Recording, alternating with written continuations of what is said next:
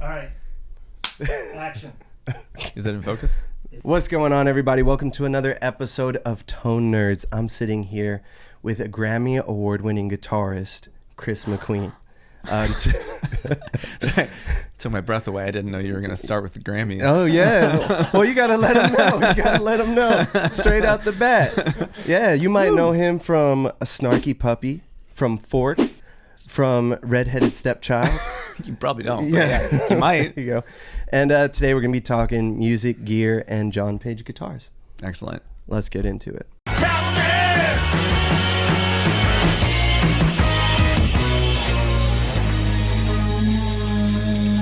All right, Chris. So first of all, thank you for being here. Thank you for having me. No problem. It's exciting. No problem. Big fan of Snarky Puppy. When I look you guys up on Spotify, it would appear that you guys have almost a full football team of players. Yeah. How many people make up Snarky Puppy? I'd have to do some counting, but I think it's like 20-ish. Okay. But it depends on if you're, so like when we go on tour, it's pared down to a more reasonable like 10. Mm-hmm. Extremely reasonable number of people to travel with. Since it's a different, it's like, you know, one drum is one guitar. There's like a million different iterations of it that it could be, and it's like pretty much never the same band.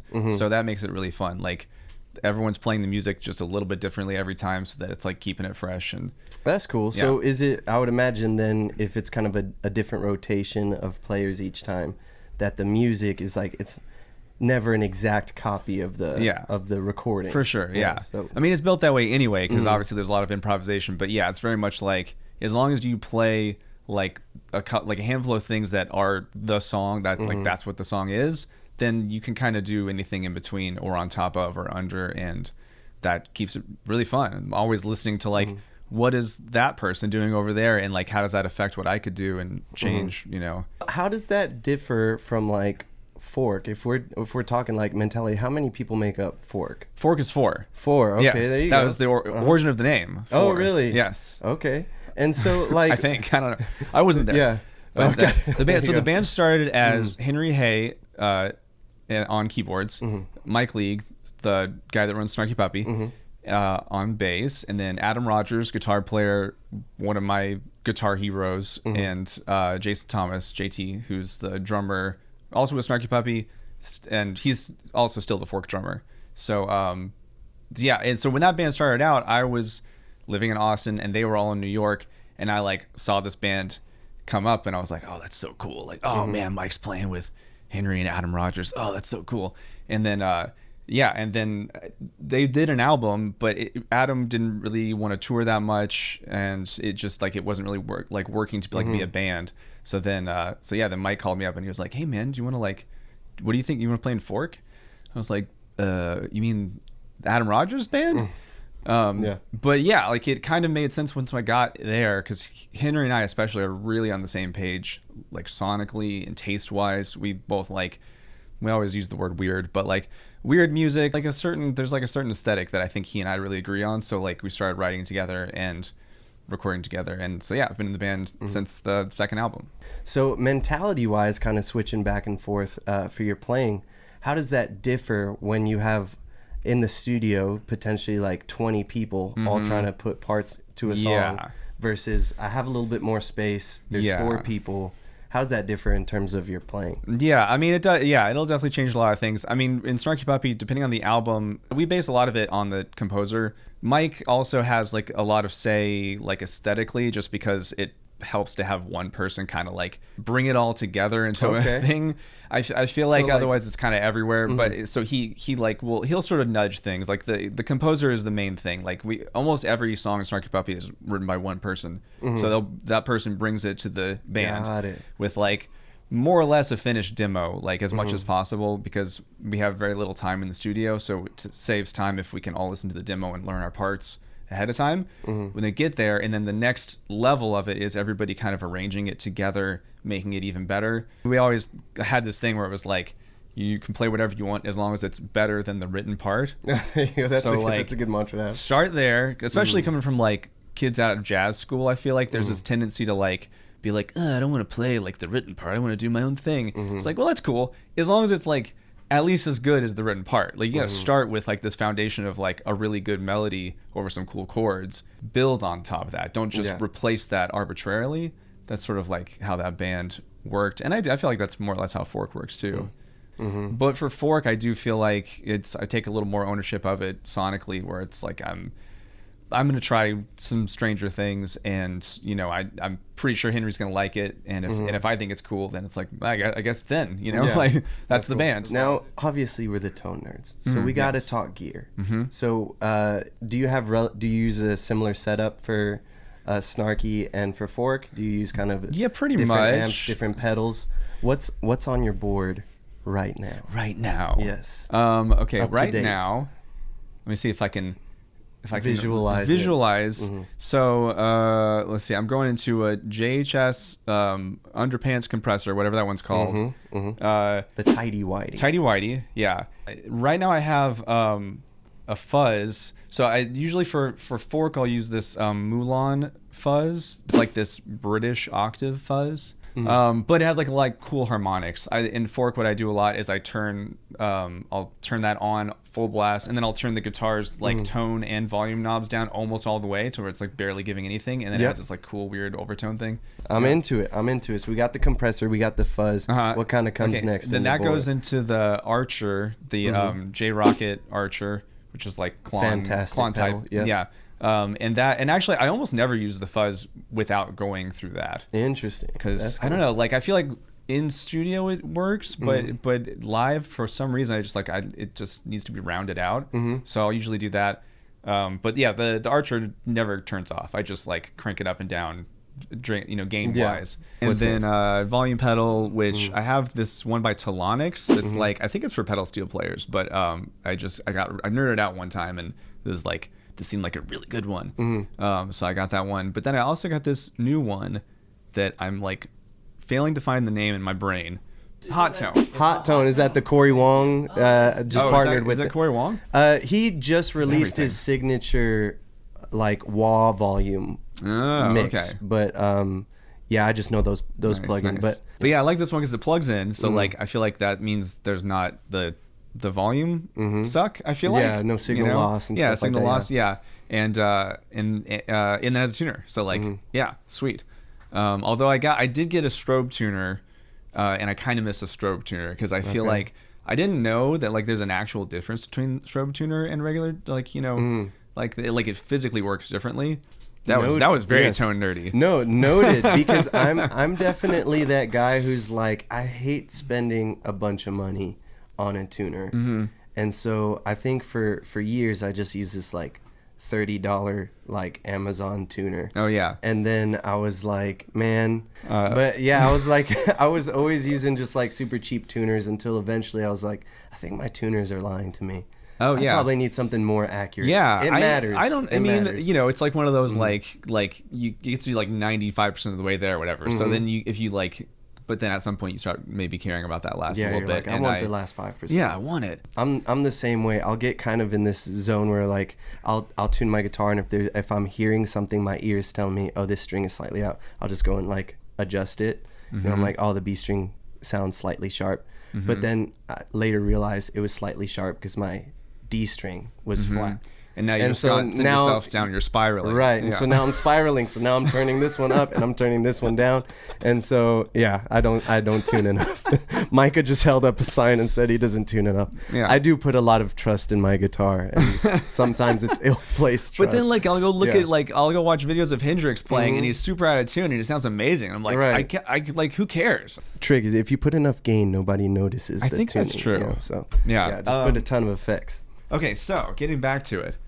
Yes, so I do some drive stacking. It depends on the group. For some reason, for Forq, I don't that much. It's just the Archer and then the fuzz pedal. And then since I put the compressor in front of that, I can kind of push that a little more if I need to. But yeah, for other bands and situations, I will do drive stacking. So I'll do the MXR Duke of Tone. That's one I've been playing with a lot. And also, I like mini pedals whenever possible if they sound good, because just trying to cram as much as I can on that board. Save that board space, Yeah. So I've been doing that one. I have the Box of Rock as well. That one's excellent. Okay. I've heard good things about the Box of Rock. I like the Box of Rock. Yeah. Although it's funny because when you turn the knobs, they make horrible noises, and they put on there noise okay. They put analog noise okay. And you're like, I have other analog pedals that don't do that, so I don't know. I don't know what's up with that. So they're like, hey, just in case, this is supposed to be here. So yeah, exactly. Yeah, it's like, don't worry. We didn't fix that, but it's meant to be broken. Yeah, we could fix it, or we could just put a disclaimer. This makes it more real, man. Yeah. And I also, another ZVEX one is the the instant lo-fi junkie. That one actually has been kind of clutch for Forq in particular. We had an album called Forq, and I used that lo-fi junkie on that like a lot, and I used it on the most last two Snarky albums a little bit too. It's another good one. It's almost like that fuzz turned down sound, but even more like kind of compressed and like squashed. Like gnarly. And then also it has like built-in vibrato or chorus depending on how you set it. So got it. So the lo-fi junkie, what do you use that for mainly? I mean, mainly is that leads, like lead line, side, like melodies. It's really good for like a melody because it pops right out. It's super compressed, and it has like a singing quality. So it's good for anything like that. But I use it for chords too, because it's like it's got that compressed thing where it sounds really strong, but it doesn't distort. Like if you play a chord, you can hear it super clearly. So it's good for that. Sweet. Yeah. So we've got the Archer. That's kind of your always on drive. Yeah, that's and my. We've got the Duke of Tone, which is like I'm kicking it up a notch. Are you switching the Archer off to turn the Duke? Or are you just I only stack. The Archer never goes off ever. There you go. Yeah, I don't even play a gig without the Archer at this point. That's like right. Dang, I sold my Archer my comfort recently, zone. And now I feel like a fool because Chris McQueen leaves it on all the time. Where are we at? Modulation? Yep, modulation. Okay, so my favorite modulation stuff is the Moog Mini Fuggers. Okay. Do you know that line? I don't know, but that's a mouthful to say. Moog Mini Fugger, which is funny because shouldn't it be Moog Mini Fogger or Moog Mini Fugger? I don't know. I don't know. We'll find out. Yeah, they've been awfully quiet about that. Yeah. There you go. But it's a line that it's like, as far as I know, it's their only pedal line that aren't giant. So they're like kind of big, but they're still like single unit size, you know, like one pedal unit size. And they have a bunch, but I think they discontinued them because I don't know, maybe they weren't. Yeah. I don't know if they weren't selling or if it was like they ran out of that one chip and they were like, we can no longer make these without that chip because I feel like it just got too hard to pronounce. That's probably what it was. Man, I give up. Yeah. So. But those are really good. So I got a chorus, which it's really neat, and you can make it a vibrato too if you do a different setting. So you can serve both functions. There's a lot of vibrato in Forq, so that one's crucial. And I kind of got into chorus. I spent like most of my guitar playing life being a chorus hater, but I think like a lot of people, I've grown and I've evolved into someone that does like chorus. Pretty nice. Yeah, it's nice. I spent years just like drive, reverb, and delay, and I'm like, I don't use literally allergic to a chorus pedal, but I kind of like them now. There's not a lot of parameters, but they all interact really well together. Got a wide suite kind of. This is the first pedal exploration was this pedal that I can't stop talking about. Exploration, exploring the magical world of guitar pedals. And then one of the comments was like, you go really hard for a pedal that like is discontinued and nobody's paying you money to make a thing for it. If it works, it works. It deserves to be talked about. Yeah. So. And then they have a delay. So I have the delay of that as well. Analog, obviously. And that was really good. I just think it sounds good. Like I've tried other delays and every time I'm like, I kind of just want to go back to that one. Like something about the quality of it just sounds good. Even though I wish I had a tap tempo, but can't get everything. That's fair. So that's another good question, because when it comes to like delay, people have a lot of different. So is that like it just kind of stays on but relatively low in the mix? I leave that one all the time as well. Part of that is because it has like a gain, like a volume knob, and I just don't want it to change. And I don't know, I like to juice it just like a tiny bit. I don't Yeah. know. You know, it's like Okay, it's so got the knob, so I want to use it. So it's there, it's present, but it's not like it a turned it all the second way attack down. Yeah, over you there. could pretty much barely like not even hear it at all. But I actually do like to have just a tiny bit of delay like all the time, even if it's just like a tiny little slap. You're like, Yeah, what's that on? it fattens up the Yeah. sound just a little bit. And, Does. you know, kind of adds a little bit of ride and stuff like that. So Yeah. we've gotten through the drive section. We get into modulation delay. I have a Anything after MXR that? phase. What's the little guy? 45, 95? What, Is it the phase whichever 90? one's the little one? I don't know which one's the little phase one. 90 is like the bigger one. classic. No, that's still 45. 45. 45. That one I have again because it's tiny and it sounds really good. I feel like I've done like shootouts with that and like old phasers and they sound different, but like to me they don't sound like worse. Like Different I'm just enough, like this yeah. sound like this does exactly what I want a phaser to do. So I use that one. You know, actually I don't use phaser in Forq. Like I don't think I ever have. And there was like a tour that I put on the board and I didn't use it. And I was like, I guess I'm not gonna put that on anymore but I use it in Snarky. I think it's like it is a classic funk sound. So like if there's any, I don't know, like if that is the world that you're going for, it puts you there very quickly, and that is great. But I think for some reason for Forq, it just didn't really like doesn't feel like it hits the right quality. Yeah, I don't know why. So for Snarky, because I know Lettieri uses a lot of like phase and stuff like that. Is that like a rhythm thing for funk music, or is that more of like a lead line thing, or does it matter? I don't know. I think it could work for both. I've done it for both. Okay. I feel like my first thought is rhythm. I think. But I definitely I mean put it on for a solo. Yeah, and is why that not? generally like one that you're adding in kind of lightly, like background, or is phase usually pretty hot in the mix? As far I mean, as your- that pedal doesn't have a mix. It's one knobber, so like Okay. it's just speed. Oh, so okay, like, so it's off and on. Yeah, That's it's it. off and on. Well, that makes it simple. That yeah, makes it simple. it's just on. There you So go. I guess the answer to that question is max. On. Yeah. There you go. You But heard can it make here it first. slow. You know, if you make it Yeah. slow, it's like it's not Less noticeable. It's less annoying. Yeah. I have a tremolo, a couple tremolos. I have one that's a Mulan, like that fuzz pedal, and another mini Fugger tremolo. That's my favorite one because, like I said, it goes insane. Like you can turn it up to where it's like basically like alien sounds. Nice. So like, there's a couple Forq songs where I'll play melodies with that on, but like it's you know the depth is not too much, so it's kind of just like a layer of like on top. I like it to be choppy. I like to Yes. put the tremolo at the end so you can get a bunch of like sounds going, and then turn that on and be, you know. Is that all the and then pedals? reverb. And then oh yeah, what are you running yeah, reverb? I have a Boss reverb pedal that I've had Just like the single since I was a one? kid. Yeah, it's- nice. yeah. So it survived. It has survived. There you go, boss.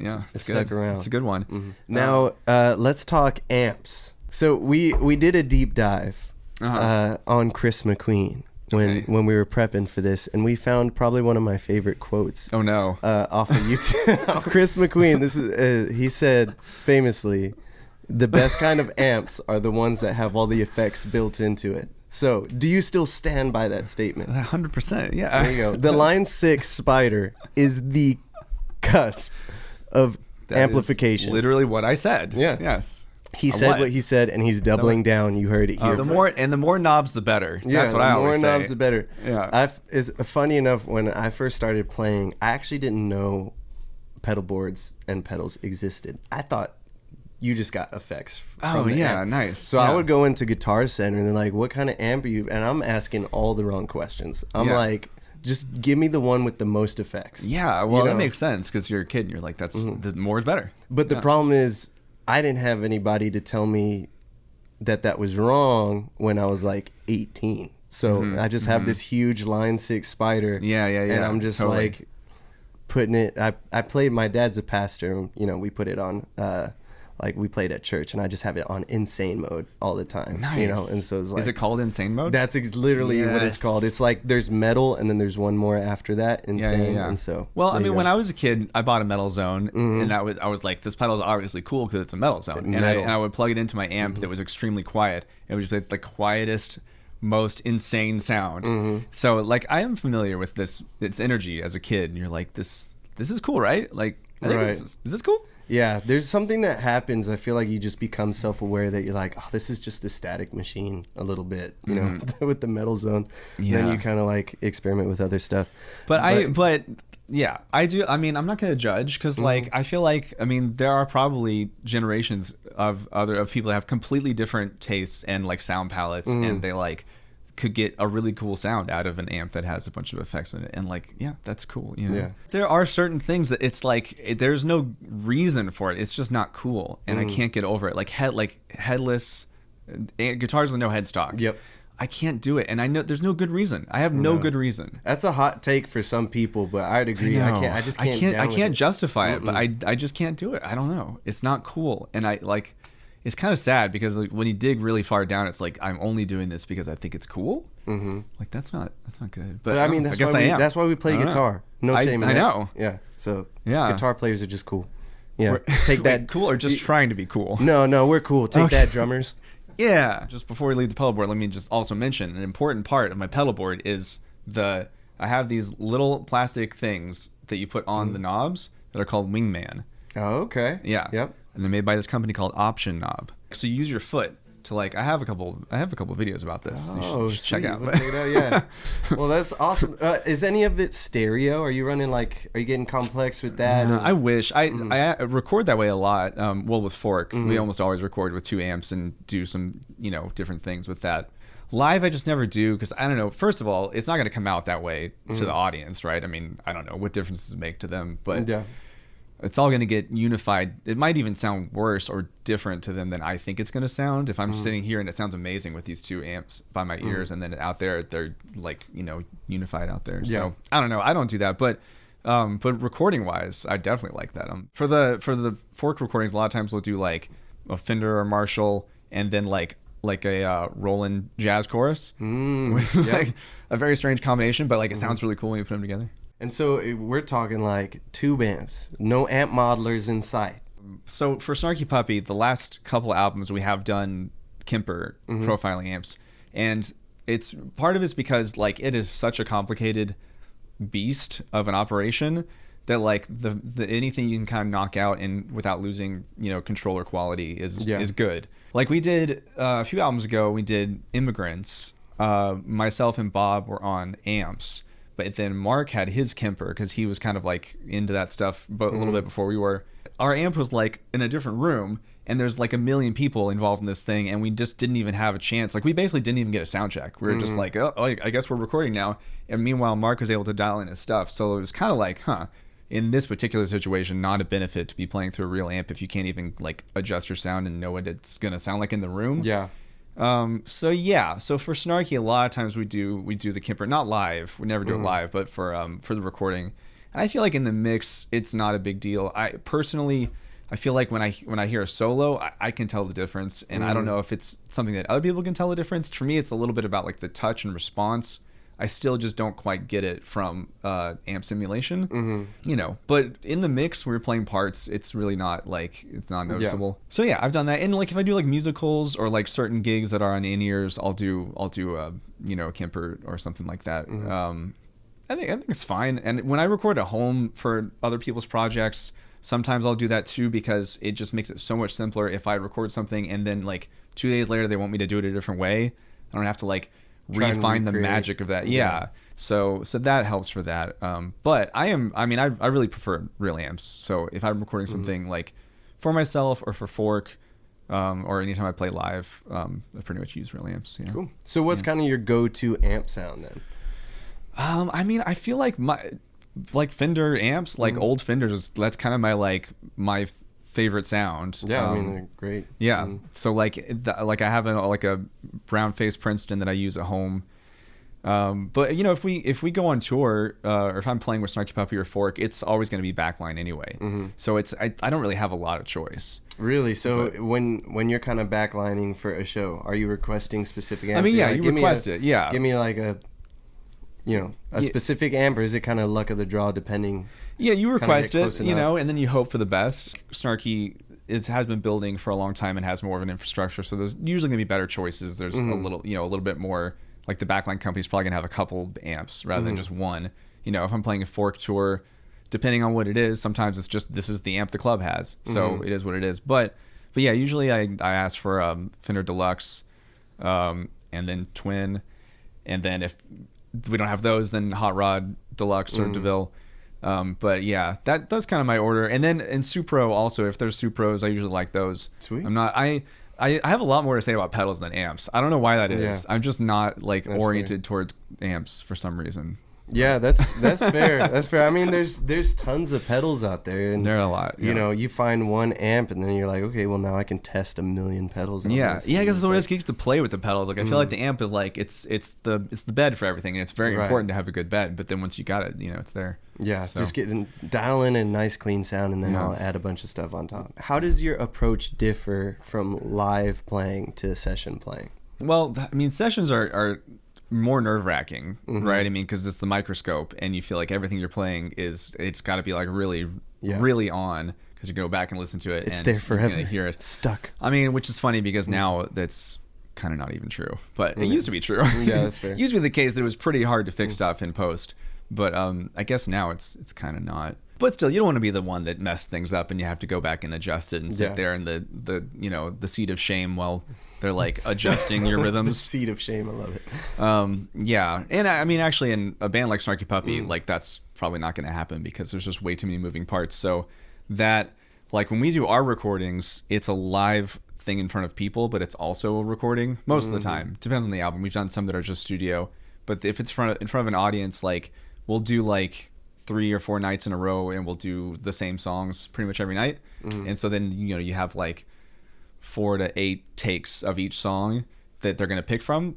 They meaning like Mike and whoever's in the room at that moment, basically. You know, as a musician in that band, you're like, you don't want to be the one that messes up that take. A really good take. Yeah. And everyone else did a really good job. Like, well, that's the take, and then, oh great, so that's the one where I played the wrong note. Excellent. So you try to make sure that you nail it every single time. So that is a very particular situation. Yeah, I don't know. I mean, live playing for me is a different brain because I'm more interested in the energy, listening, connecting to the other musicians on stage, and trying to like build the thing.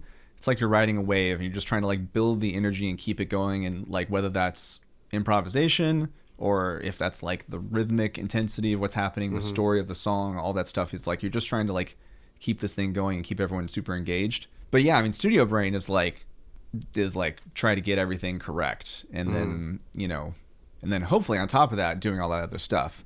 Talking about Snarky Puppy, essentially it was a mix of like, here's UNT guys, we're kind of like just jamming and hanging out, and then you're showing up to like jam sessions and stuff around the area.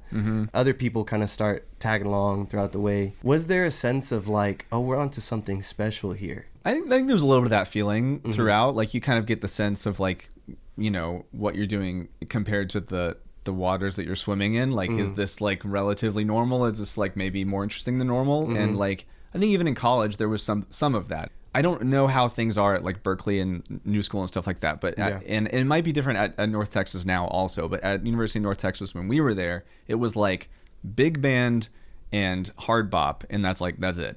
Like if you're doing something else that's sort of like like, what are you doing? So we would like get together, like Mike would, you know, have, there's the Bruce Hall was the dorm that a lot of us stayed in, and it was right across the street from the music hall. So you could like rent out the like crappy little ballroom of Bruce Hall, and we would like get together for like jam sessions, but Mike would have like some arrangements of songs and maybe a couple originals that we would work on. He was like listening to like D'Angelo and RH Factor and like this music that was not part of the University of North Texas scene at all. But, you know, some of us were really into it. Like there were a group of us that were like, no, this is cool. We like this is what we would like to be doing.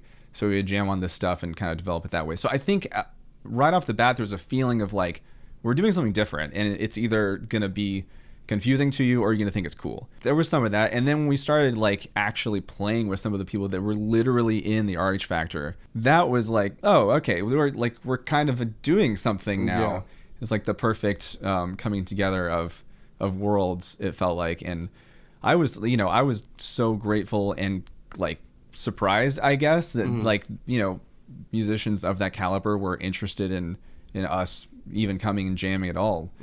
You know, I think there was just a lot of not a lot of connective things between those two worlds at all. Like I literally didn't know that any of those guys were living in Dallas. Yeah. Or like listening to the albums and studying jazz in North Texas. And like, oh, we could just drive 30 minutes south, and if we make a little bit of an effort, go to jam sessions and like be a part of this world. So I think at that point it was like we're doing something new, at least. Again, like whether or not it's like really cool, it's definitely something different. All along the way, I felt like it was like barely kind of staying in front of this band is either gonna do cool stuff or it's just gonna kind of dissolve.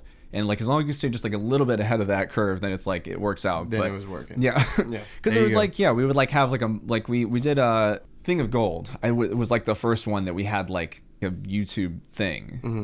There was like I don't even remember how many, but it was like a lot more views than we had ever had, and it was kind of like, oh, I think we hit something. Yeah. But even before that, there was like this weird viral video of the band playing live, and there's like it was like the old man dance, which is kind of mean, but like it was like an older guy that was like just doing this weird dance in front of the band in complete like each party being completely oblivious to each other basically, and it was like a little viral video, and I remember that being like, oh, we're like kind of doing something. Like so there's like little things along the way you're like, we've hit that, and you get a feeling from the audience, like even if we played a gig that was only for like 7 people, those like they would always be like, this is amazing, and that's like always a good feeling. Like I've played in a lot of bands like that, unfortunately, that have played for like very few people, but you still like you're like we're gonna crush these people, and then and it's a good feeling. You're like, it might not be making any money or like very well known, but you know that you did a really good job tonight and for these few people, and that's like cool. That is the half a house mantra. Even if you only have half a house, you still play like it's full house. There you go. Even if it's not making any money, you just know you did a good job. I like that part, the best part. Well, I think it's a little bit like if you build it, they will come. You know? That's sort of the idea, I guess. It's like as long as you're doing something good and keep doing it. We had this mentor like figure named Bernard Wright, who's a keyboard player, multi-instrumentalist, genius. He sadly died a few years ago. That was like one of his things. He would like have these like Yoda-like things, and one of his things was like, as long as your band stays together, it'll be successful. That's every band I've ever been in stopped being a band, and then but if you just keep going, like you will eventually be successful. You just got to outlast everybody else. One thing you kind of mentioned was like these landmarks along the way, and one of my favorite things to ask guitar players is like, what's the origin story? How did you get to picking up a guitar, and then what were kind of some of the big landmarks along the way? Were you just in a music store and you got bit by a radioactive guitar and it was just like I've just absorbed all these powers, or was there like an inkling? Cooler than mine. I mean, you're in charge of the story. Okay. You can tell it however you want. I was in a guitar store. There you go. So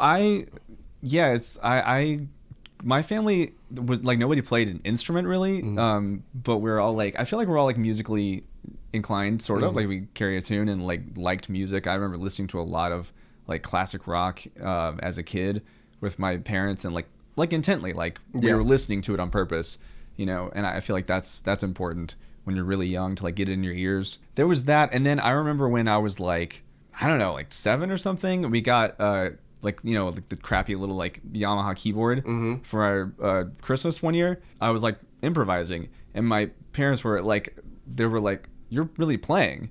And it's like I had that moment of being like, yeah, I guess I am. Like I'm actually like using my ears and playing music without even really knowing what I'm doing. So that was cool. So then I had this class in 5th grade, and it was like the first year they were doing it. It was like guitar class.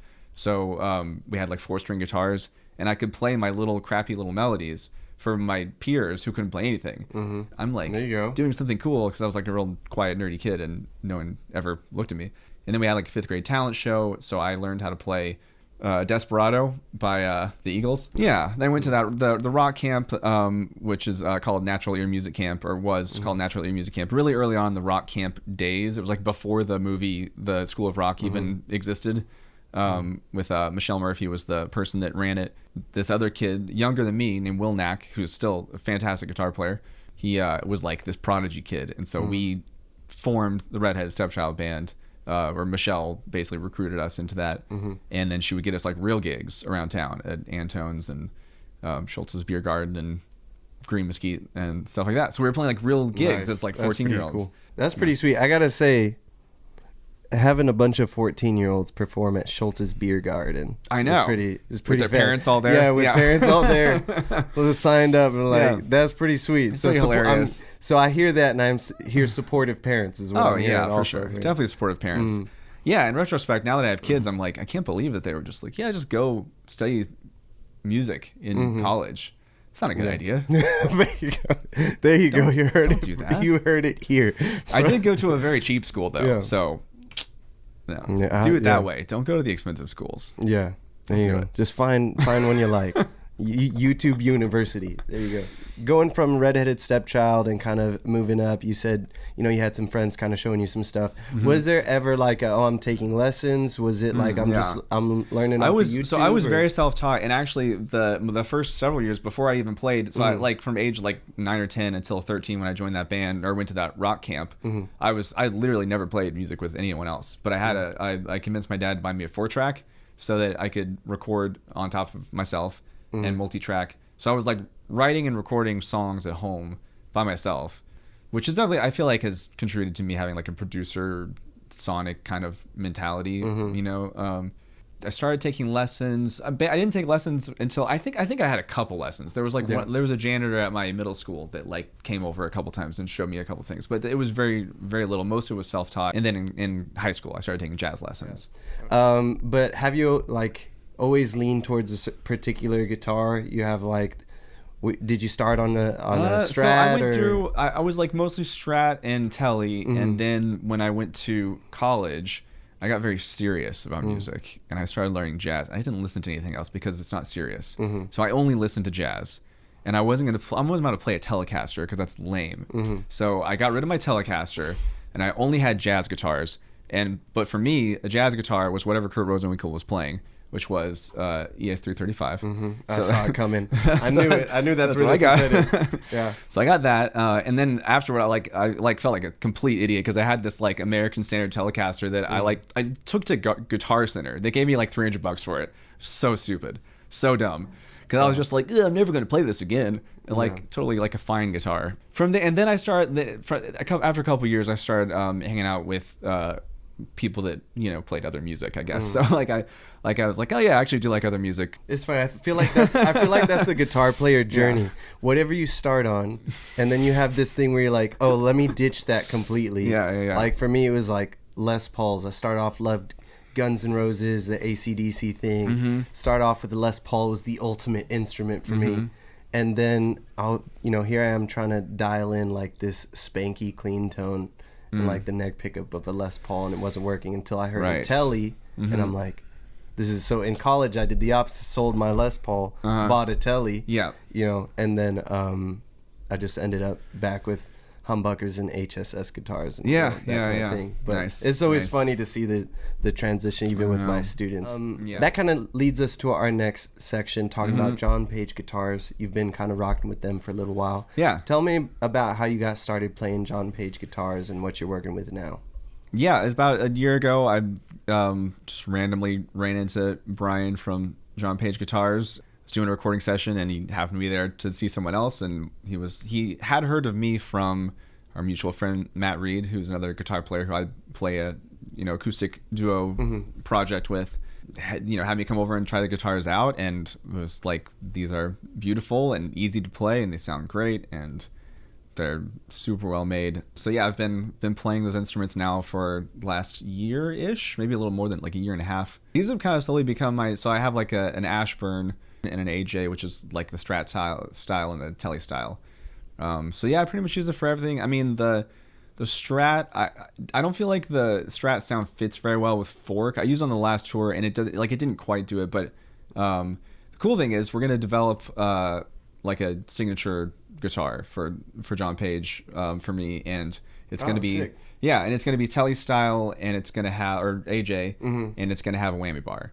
So it's gonna like do all the things that I want it to do, which I'm very excited about. So that's kind of like, right now I have like a Tele, but it doesn't have the whammy bar, and I've got the Ashburn, but it's got it's like Strat. So you got vibes. You've got these different pieces, and you're like, I'm just trying to get it all in one. Now with the John Page guitars, they use the P90 a lot, which is love that sound. Yeah. And so for the AJ, is that a P90 in the neck, and then like Tele in the bridge? Yeah, like single coil. Right. Tele bridge kind of thing.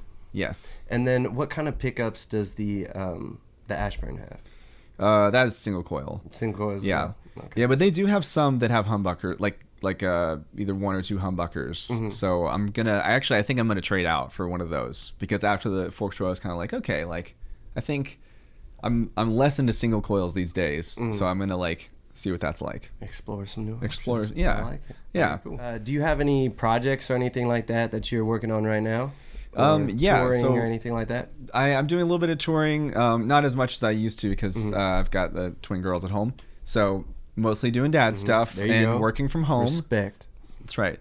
But yeah, I still tour with Snarky Puppy and Forq, and Matt Reed and I have our acoustic duo project, Reed McQueen. We've been writing a new album, and it's almost, basically done being written.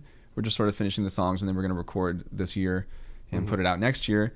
And then I've also been doing this like really cool project for the last like year, writing my own music that I kind of always wanted to do, but never really just did it because I would just go like almost years without writing anything new unless it was like, okay, I got to write this for this album is coming up. I have to write something, but just hardly ever like just working purely on inspiration, which, you know, I feel like it's almost like a muscle. Like you got to keep it going. Yeah. You know, so.